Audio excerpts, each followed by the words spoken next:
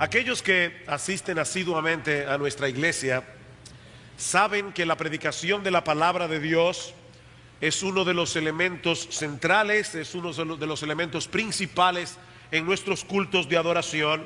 Y en el día de hoy no será diferente. Nosotros no nos reunimos aquí para hablar de política o para hablar de sociología o para traer opiniones psicológicas. Nosotros estamos aquí para proclamar la verdad de Dios revelada en las Sagradas Escrituras, la Biblia. Esa verdad que Francis Schaeffer le llamaba la verdad verdadera de Dios. Sin embargo, hay momentos en que consideramos necesario apartarnos de nuestra serie regular de predicación para tocar algunos asuntos que nos afectan directa y profundamente como nación, como individuo, y todo esto a la luz de la enseñanza de la palabra de Dios. Y eso es lo que yo espero hacer en la mañana de hoy, en el contexto de la campaña promovida por Profamilia y otros grupos de intereses similares en nuestro país. Y yo les ruego, por favor, que me acompañen al capítulo 5 del profeta Isaías. Isaías, capítulo 5. Este capítulo se inicia con una parábola en la que se compara a Israel con una viña plantada de vides escogidas en una ladera fértil. Pero a pesar de todos los cuidados del dueño, esa viña no produjo los frutos que se esperaban de ella. Versículo 3. Ahora pues, vecinos de Jerusalén y varones de Judá, juzgad ahora entre mí y mi viña. ¿Qué más se podía hacer a mi viña que yo no haya hecho en ella? ¿Cómo es que esperando yo que diese uvas, ha dado uvas silvestres? Es en ese contexto que el profeta enumera una serie de pecados específicos que revelan la condición deplorable en que se encontraba el pueblo de Israel en esos días. Y cada uno de esos pecados enumerados en esta lista son introducidos con una expresión de juicio y de calamidad. Versículo 8. Ay de los que juntan casa a casa y añaden heredad a heredad hasta ocuparlo todo. ¿Habitaréis vosotros solos en medio de la tierra? Versículo 11. Ay de los que se levantan de mañana para seguir la embriaguez, que se están hasta la noche, hasta que el vino los enciende. Versículo 18. Ay de los que traen la iniquidad con cuerdas de vanidad y el pecado como coyundas de carreta. Versículo 20. Ay de a los que a lo malo dicen bueno y a lo bueno malo, que hacen de la luz tinieblas y de las tinieblas luz, que ponen lo amargo por dulce y lo dulce por amargo. Ay de los sabios en sus propios ojos y de los que son prudentes delante de sí mismos. Ay de los que son valientes para beber vino y hombres fuertes para mezclar bebida, los que justifican al impío mediante cohecho y al justo quitan su derecho. Esto no es una noticia de uno de nuestros diarios en el día de hoy. Es una descripción del pueblo de Israel hace siglos atrás. Pero mis hermanos y amigos que nos visitan en esta mañana, aunque las circunstancias han cambiado enormemente desde los días del profeta Isaías, los males que corrompen nuestra sociedad son en esencia los mismos. Materialismo, versículos 8 al 10. Amor al deleite y al placer sin límites, versículos 11 al 17. Incredulidad, versículos 18 y 19, perversión moral, versículo 20, una confianza excesiva en el juicio humano, versículo 21, y corrupción de la justicia a todos los niveles, versículos 22 al 23. Es por eso que la historia parece repetirse. Hay personas que dicen, la historia se mueve en ciclos. No, la historia no se mueve en ciclos. La historia comenzó en un punto y terminará en un punto, pero el hombre sigue siendo el mismo a través de los siglos. Y precisamente por eso tiende a producir en el tiempo patrones similares que se repiten una y otra vez.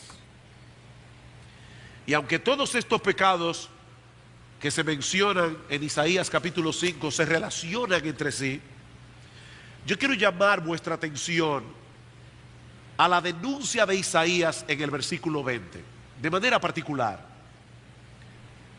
Ay de a los que a lo malo dicen bueno y a lo bueno malo, que hacen de la luz tinieblas y de las tinieblas luz, que ponen lo amargo por dulce y lo dulce por amargo.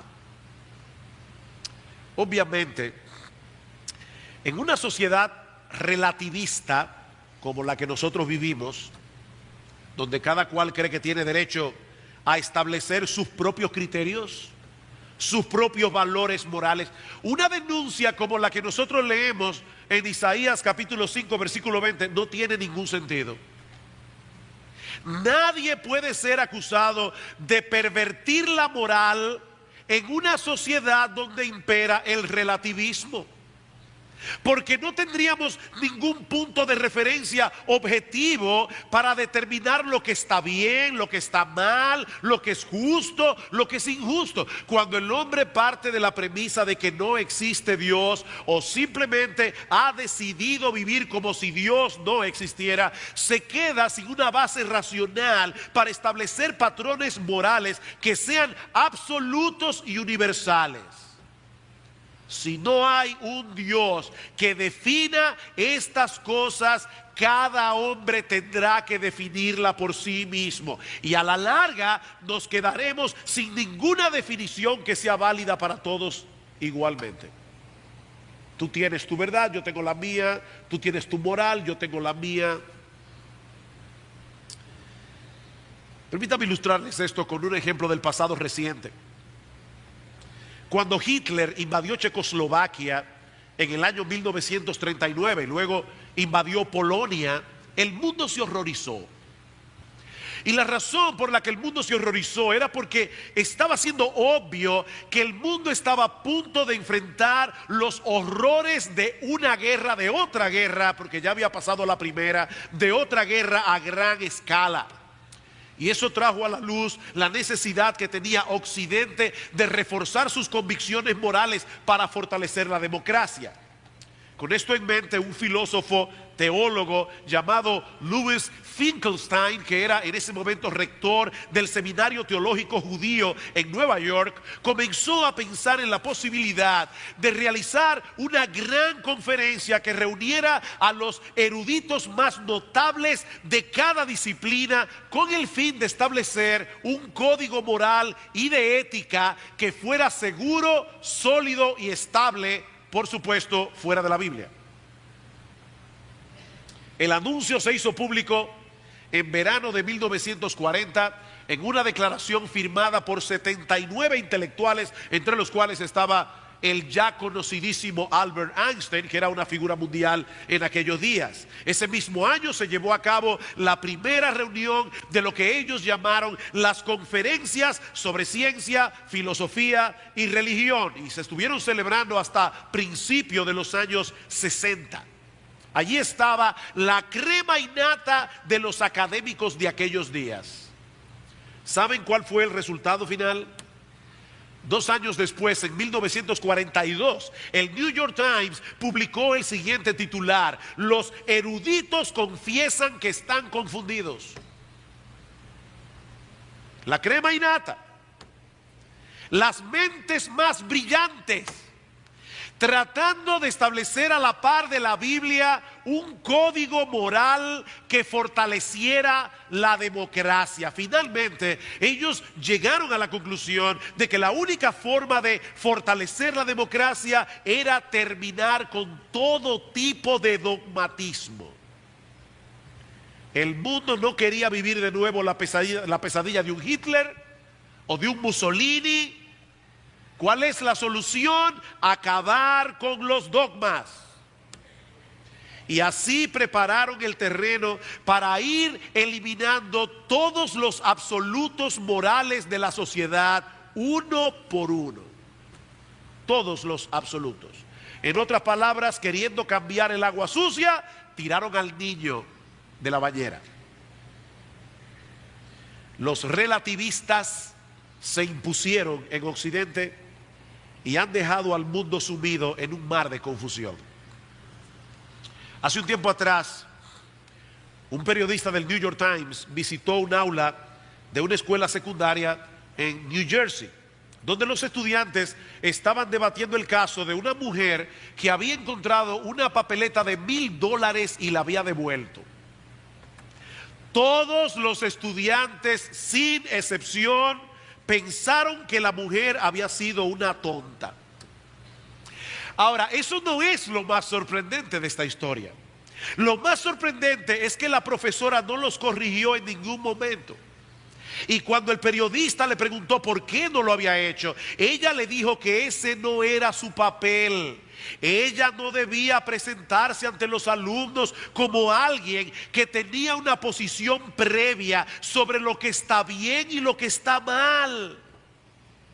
Mis amados hermanos, ese es el punto donde nos encontramos hoy como sociedad. Ahora, no importa lo que el hombre diga, lo cierto es que Dios nos dice en su palabra lo que está bien, lo que está mal, lo justo de lo injusto. Dios en su palabra separa la verdad del error, independientemente de lo que el hombre piense al respecto. Ya Dios puso los parámetros. Él es el creador, Él es el dueño, Él es el único que tiene derecho. Podemos condenar a los que a lo bueno llaman malo y a los que a lo malo llaman bueno, porque existe un parámetro objetivo de bien y de mal. Porque existe un parámetro objetivo de justicia y de injusticia, de verdad y de error. Eso no depende del concepto de cada cual. Eso depende del carácter de Dios.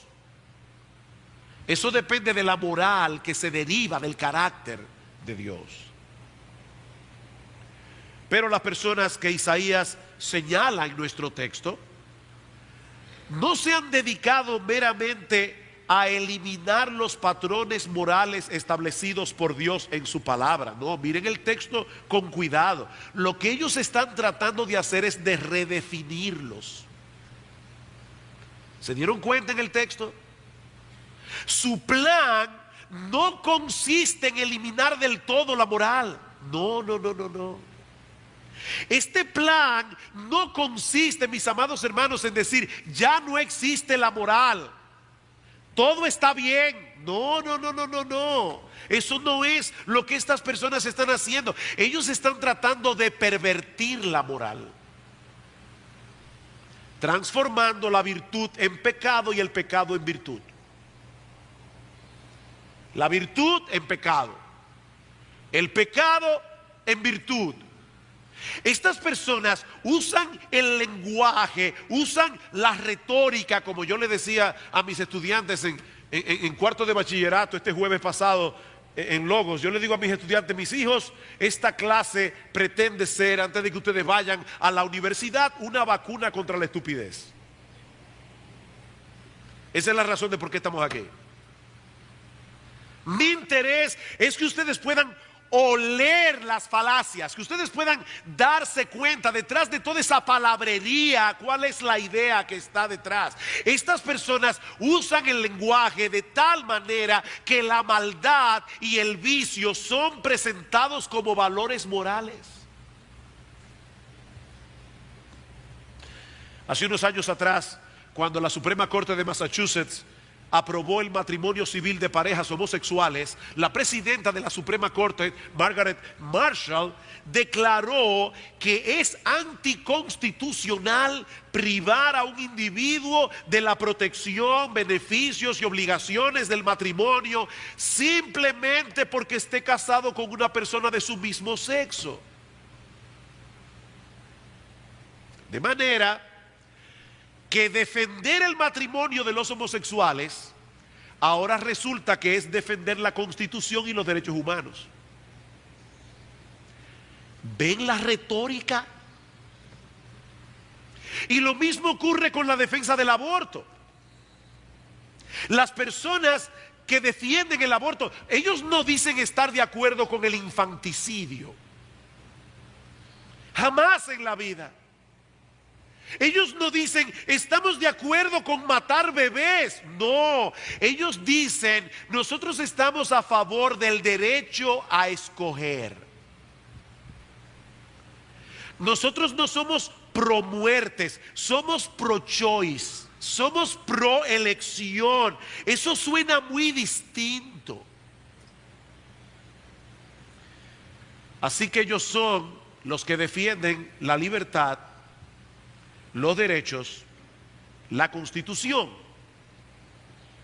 Por lo tanto, si tú te opones al aborto o te opones al matrimonio de los homosexuales, de inmediato te colocan en la misma plataforma al lado de los dictadores totalitarios, de los recalcitrantes, de los que no aceptan ni toleran ninguna opinión excepto la de ellos mismos. Y mis amados hermanos, ¿qué puede ser peor que eso? Ay, de a los que a lo malo llaman bueno, a lo bueno malo. Es una agenda muy astuta, es una agenda muy bien planteada, mis amados hermanos, para confundir a los incautos. En vez de atacar abiertamente la virtud como tal, ellos tratan de redefinirla y de presentar como villanos a todo el que se le oponga. Llaman a lo bueno malo y a lo malo bueno. Si en una película se exaltan los valores morales y no hay pornografía, no hay maldiciones, no hay mala palabra, los críticos la ridiculizan. Y si alguno de sus personajes representa a un individuo decente, o como diríamos hoy, un caballero. ¿Saben que el día de hoy llamarle un caballero a un hombre es un insulto? O sea, decir que una persona es un caballero es, en buen dominicano, es un quedado. Si una persona es decente, bien portada, una persona que sigue las reglas, busquen lo que en la mayoría de las películas en el día de hoy siempre representa al más tonto. Y generalmente es el que queda peor parado en la trama. ¿Quiénes son los héroes en el día de hoy? Los que rompen las reglas como Jack Bauer. Es a esos a quienes las cosas les salen bien, los que desafían la autoridad. Y si alguien se atreve a levantar su voz para defender que existen principios morales absolutos, en el mejor de los casos se le etiqueta como un anticuado o como un iluso, pero en el peor de los casos se le presenta como un hipócrita, moralista, santurrón y fariseo. ¿Qué puede ser peor que eso? Ahora, noten algo interesante, hermanos y personas que nos visitan en esta mañana. Hace años leí una frase que me llamó profundamente la atención. Esta frase decía que la hipocresía es el homenaje que el vicio le rinde a la virtud. ¿Escucharon eso? La hipocresía es el homenaje que el vicio le rinde a la virtud. ¿Por qué el hipócrita quiere aparentar que es un virtuoso? Porque en el fondo él reconoce que la virtud es un valor. El hipócrita practica sus vicios en secreto, pero en público él quiere aparentar lo contrario, porque él sabe que hay algo bueno en ser una persona virtuosa. Pero mis amados hermanos, el pervertido del que está hablando Isaías, aquí en Isaías capítulo 5 versículo 20, es peor que el hipócrita. 1000 veces peor, porque es alguien que pretende convertir el vicio en virtud y la virtud en vicio. Esta persona es peor. Pensemos por un momento en el ya famoso anuncio de Profamilia que está saliendo en nuestros diarios. Tienes derecho a disfrutar de relaciones sexuales independientemente de tu estado civil, sin miedo a embarazo o a infecciones de transmisión sexual. Para los que no lo saben, eso corresponde a los derechos sexuales y derechos reproductivos que Pro Familia promueve. Eso no se escribió en República Dominicana, eso vino de fuera, pero Pro Familia lo endorsa. Este documento más amplio establece, y cito, que el derecho a explorar y a disfrutar de una vida sexual placentera, sin vergüenza, miedos, temores, prejuicios, inhibiciones, culpas, creencias infundadas y otros factores que impidan la libre expresión de los derechos sexuales y la plenitud del placer sexual. Qué bien escrito está esto. Tal como está planteado aquí, en este párrafo, todo aquel que se oponga a esta declaración es un enemigo de los derechos humanos, es un promotor de la vergüenza, el miedo, los prejuicios, las inhibiciones, la culpa, y todo eso, para colmo, sobre la base de un conjunto de creencias infundadas, según ellos. Tal parece que la única creencia aceptable y que tiene fundamento es la de Pro Familia. Todo lo demás es creencia infundada. Ahora, hermanos, ¿qué es lo que está detrás de esta agenda? Bueno, el próximo paso es la defensa del aborto. ¿Por qué? Porque todos sabemos que los preservativos no pueden prevenir infaliblemente embarazos no deseados. Así que la meta o el metamensaje que está detrás de este mensaje es el siguiente: tú tienes derecho a hacer con tu cuerpo lo que te plazca, cuando te plazca y cómo te plazca. Y si sales embarazada en el ejercicio de tus derechos, también tienes derecho a matar al bebé y resolver el inconveniente. Ese es tu derecho. Eso no es lo que dicen abiertamente, pero esa es la filosofía que está detrás de todo esto, por más que se presenten como defensores de los derechos, de la salud y de una vida placentera. Por eso yo decía la semana pasada que ese anuncio de Pro Familia es un anuncio diabólico. Suena duro, yo sé que suena duro, pero es un anuncio diabólico. Y yo sé, mis amados hermanos, que esta expresión, para decirlo en el mejor lenguaje posible, suena recalcitrante y anacrónico en esta época. En otras palabras, nosotros parecemos trogloditas cuando decimos algo así. Pero resulta que nuestro Señor Jesucristo, el Dios encarnado, dice en Juan capítulo 8, versículo 44, que Satanás es mentiroso y homicida.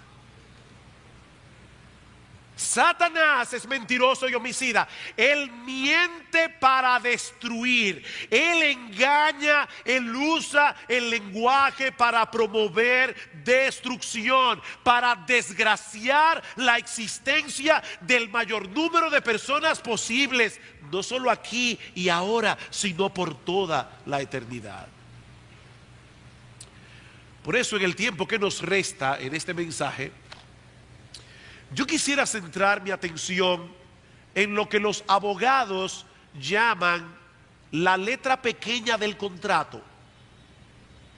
Hay personas que cuando van a hacer una transacción, le pasan el documento, lo encuentran demasiado largo, no leen lo que están firmando y firman. Y cuando viene el problema, el abogado le dice: pero tú no viste esta cláusula que estaba aquí. Ups, no me di cuenta. Bueno, yo quiero llamar tu atención a esa letra pequeña del contrato que la gente firma sin pensar. Cada uno de los pecados que son enumerados en el capítulo 5 de Isaías, como yo decía al principio, todos son introducidos por un término que nos prepara para escuchar palabras de juicio, palabras de condenación. Ay de a los que a lo malo dicen bueno y a lo bueno malo. Dios está expresando aquí su desagrado contra esta clase de perversión. Y al mismo tiempo está anunciando que ese pecado tendrá consecuencias. El creador del universo no solo ha establecido desde el principio cuáles son las reglas del juego, sino que también ha anunciado claramente que todos los transgresores serán juzgados en su debido momento y debidamente castigados. Otra vez, los abogados que están en este salón saben muy bien que leyes sin sanciones son palabras al viento. De nada sirve legislar si los transgresores de esas legislaciones no serán castigados. Pero Dios no habla por hablar. Y Dios ha establecido su patrón. El hecho de que Él no castigue inmediatamente el pecado no quiere decir que Él nunca lo hará. Dios se toma su tiempo. Él es tardo para la ira. Él es grande en misericordia, dice la Escritura, pero también nos advierte que Él no tendrá por inocente al culpable. Él es tardo para la ira. Él es paciente, pero Él no tendrá por inocente al culpable. Y lo que Isaías nos está diciendo aquí es que todos los que perviertan su voluntad, convirtiendo el vicio en virtud y la virtud en vicio, serán juzgados algún día. Es por eso, mis amados hermanos, personas que nos visitan y aún aquellos que probablemente escucharán o están escuchando este mensaje por la internet, yo quiero decir algo sumamente claro en esta mañana. Todo aquel que aboga por el matrimonio homosexual no está defendiendo a los seres humanos que practican ese pecado, lo están aborreciendo. Todas las personas que abogan por el matrimonio homosexual no están defendiendo a los seres humanos que practican ese pecado, porque lo que ellos hacen es abominable a los ojos de Dios y algún día van a recibir las consecuencias de su pecado. Dios no diseñó la raza humana para que se unieran personas de un mismo sexo. Y en Romanos capítulo 1, versículo 18 en adelante es muy claro. Muy claro. Como tampoco Dios diseñó la sexualidad entre un hombre y una mujer para que funcionara como un ente independiente, separado de la unión y el compromiso que se desarrolla en el contexto de la unión matrimonial. Por eso Isaías dice que esas personas hacen de la luz tinieblas y de las tinieblas luz. Ellos ponen lo amargo por dulce y lo dulce por amargo. Ellos promueven su estilo de vida como la clave para una vida plena y dichosa, cuando lo cierto es que el pecado solo produce oscuridad y amargura. En estos días leí una cita de John Piper que me llamó poderosamente la atención. Dice: Dios no prohíbe el pecado sexual porque quiere matar el gozo, sino porque se opone a lo que mata el gozo. ¿Escucharon eso? Dios no se opone, Dios no prohíbe el pecado sexual porque quiera matar el gozo. No, lo que Dios quiere matar es lo que mata el gozo. Y lo que mata el gozo es el pecado, y Él lo sabe. Ahora, el problema no es únicamente el hecho de que algún día todos los seres humanos tendrán que presentarse delante del tribunal de Dios y nadie podrá alegar en esa sala que no hizo lo que hizo, porque dice en Hebreos capítulo 4 versículo 13 que todas las cosas están desnudas y abiertas a los ojos de aquel a quien tenemos que dar cuentas.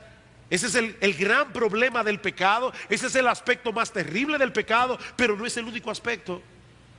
Mis hermanos, amigos, nosotros no podemos perder de vista las consecuencias que el pecado acarrea aquí y ahora. Aquí y ahora. Pensemos una vez más en las implicaciones de esta declaración.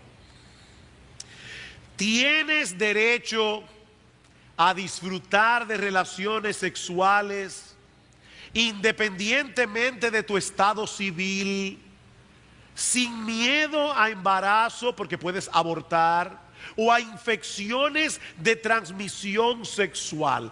Todo eso fortalecido el anuncio con la foto de una joven que evidentemente no ha cumplido los 18 años. O sea, que no solo es soltera, sino también menor de edad. Y para colmo de males, Profamilia la está induciendo, y no muy sutilmente que digamos, a irse por encima de la figura de autoridad que aparece en la foto, que probablemente debe ser su mamá. O sea, nosotros no permitimos que los jóvenes menores de 18 años tengan licencia para conducir. Y si vamos a darle licencia para conducir después de los 16, debe tener el permiso de sus padres. No pueden tener un guía en las manos. Antes de los 18 o después de los 16 con el permiso de los padres. Pero al mismo tiempo, Profamilia quiere promover que jovencitos inmaduros manejen libremente su sexualidad sin tomar en cuenta las consecuencias físicas y emocionales que eso conlleva. Por supuesto, cuando una de estas jovencitas sale embarazada, solo tiene dos opciones: o decide matar a la criatura, o decide seguir adelante con el embarazo. ¿Y saben quiénes son los que mayormente son afectados cuando una jovencita de 14, 15 años decide seguir adelante su embarazo? Los padres, a los que Profamilia está pasando por alto. Porque esa jovencita no tiene la capacidad todavía de poder criar a un bebé. Porque sencillamente se le empujó a tener acciones de adulto cuando no estaba preparada. Así que o afecta a su familia o decide abortar. Y mis hermanos, no importa cuántas veces defiendan el aborto argumentando que la mujer tiene derecho sobre su propio cuerpo, honestamente estoy cansado de oír esa argumentación. La mujer tiene derecho sobre su propio cuerpo. Por más que levanten esa bandera, nunca podrán cambiar la realidad de que el cuerpo del bebé que se está gestando en el vientre de esa madre es un ser humano distinto a ella, con su propio ADN y con sus propios derechos. No es su cuerpo. Ella no se está sacando un riñón. Ella está matando a un ser humano. Eso es el aborto. Pero el aborto no es mi tema en esta mañana. Lo estoy usando simplemente como una ilustración. Mis hermanos, cuando Profamilia dice que nuestros jóvenes tienen derecho a disfrutar de las relaciones sexuales independientemente de su estado civil y sin miedo a embarazos, obviamente están pasando por encima la autoridad de Dios. Yo supongo que esas son las creencias infundadas de la que habla el famoso documento de los derechos sexuales y reproductivos. Ahora, noten el problema aquí. Y si tú estás aquí en esta mañana y tal vez tú no crees en la Biblia, tal vez tú no crees en Dios, déjame decirte cuál es el problema de esto. El problema es que al obviar la existencia de Dios, también están echando por tierra la dignidad humana y convirtiendo a los seres humanos en meros objetos que podemos usar a conveniencia.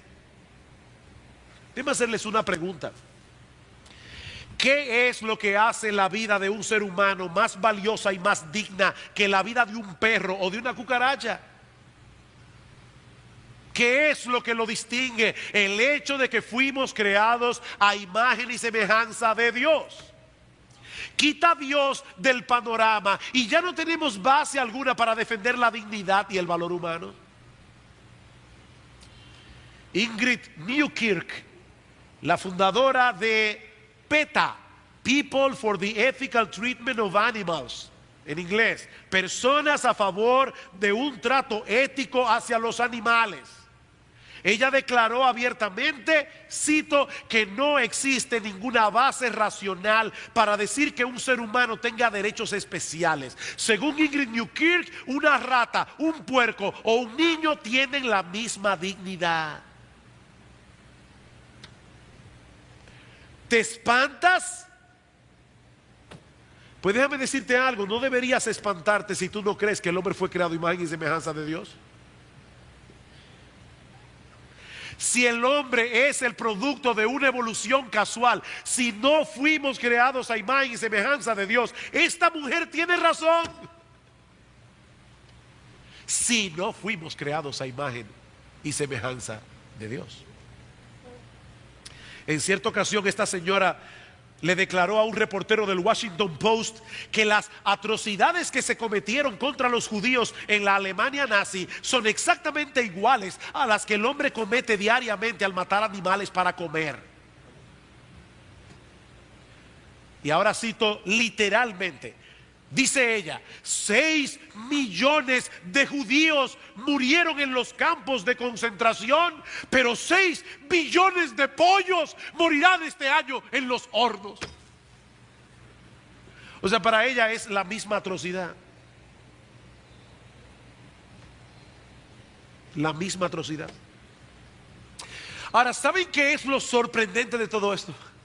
Lo sorprendente es que son estas mismas personas las que pegan el grito al cielo ante el aumento de la criminalidad, sobre todo cuando las víctimas son mujeres.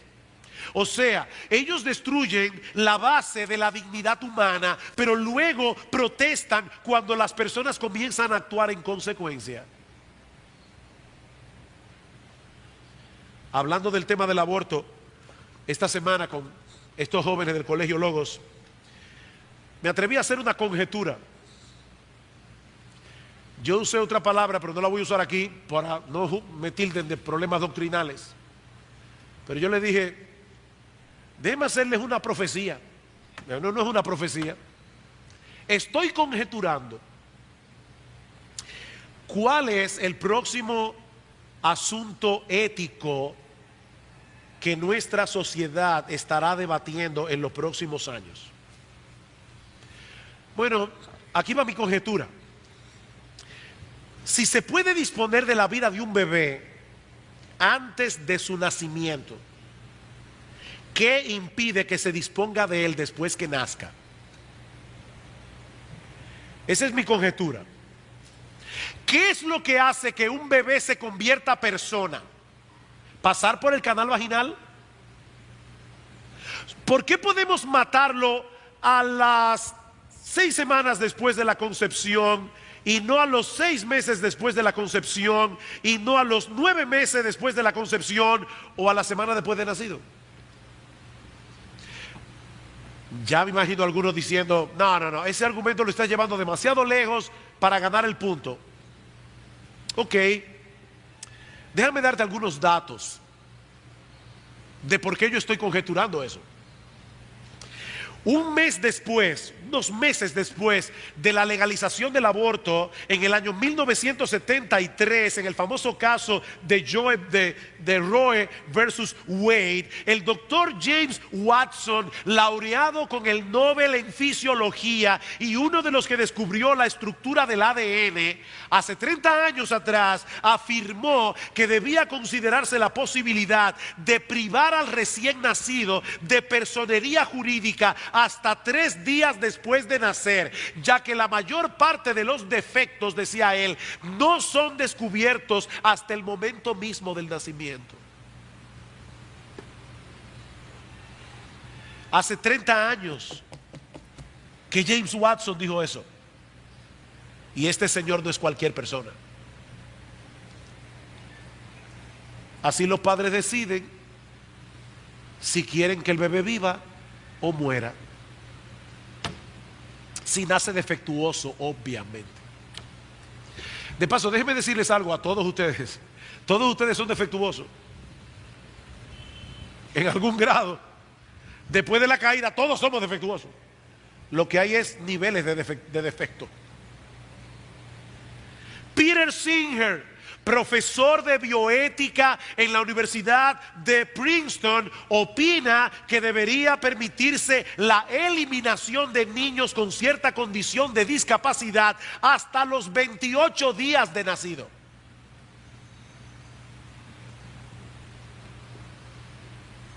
Y Andrew Cuomo, gobernador de Nueva York, declaró en el día de ayer que él va a seguir luchando para que las mujeres tengan derecho a abortar aun cuando estén en embarazo de término.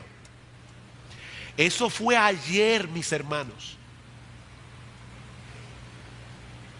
Ahora yo me pregunto, ¿estamos avanzando como sociedad o estamos regresando otra vez a la época barbárica de los espartanos, que despeñaban por las laderas del monte Taigueto a los niños que nacían deformes, a los minusválidos o a las hembritas que nacían tan débiles que ellos consideraban que no iba a ser capaz de poder parir soldados para Esparta? Estamos avanzando. Alguien me decía, me mandó un comentario por YouTube, insultivo obviamente, diciéndome: pero Señor, estamos en el siglo XXI. Y yo digo exactamente lo mismo, estamos en el siglo XXI. Volveremos otra vez a la época de los romanos en el primer siglo de nuestra era. Cuando nacía un niño en Roma, el padre tenía lo que se conoce como patria potestad, derecho de paternidad. El niño o la niña era colocado a los pies del padre. Si el padre no lo recogía, ese niño o esa niña no eran considerados personas. ¿Y saben qué hacían? Los llevaban a la plaza pública para que esos bebés murieran de hambre, o para que alguien los recogiera, a los varones para ser esclavos y a las hembritas como prostitutas. Mi pregunta es: ¿estamos avanzando o estamos retrocediendo? No somos nosotros los cristianos los que estamos en contra de los verdaderos derechos humanos. ¿Saben quiénes recogían a esos niños y a esas niñas en las plazas de los romanos? Los cristianos. Y así comenzaron los orfanatorios que no existían en la historia de la humanidad. Y los romanos decían: ¿cómo nosotros podemos frenar esta religión si ellos hacen por los nuestros lo que nosotros mismos no hacemos? No somos nosotros los cristianos los que nos oponemos a los derechos humanos, a los verdaderos derechos humanos. No, estamos a favor de la vida. Estamos a favor del disfrute de una sexualidad responsable dentro de los límites impuestos por Dios para el matrimonio. Estamos a favor de que la mujer sea tratada como una persona y no como un objeto que se puede usar por placer. Estamos a favor de que nuestros adolescentes puedan crecer y desarrollarse sanamente y no forzándolos a comenzar una vida de adultos antes de tiempo. Y estamos a favor de eso precisamente porque queremos que nuestros adolescentes disfruten de su sexualidad a su debido tiempo. No estamos a favor.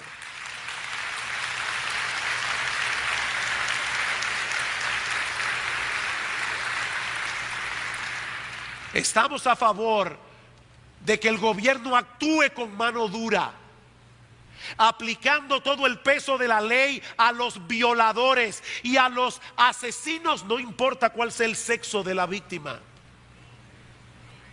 Siempre que se toque este tema, algunas personas nos dicen: el Estado no puede funcionar como la iglesia.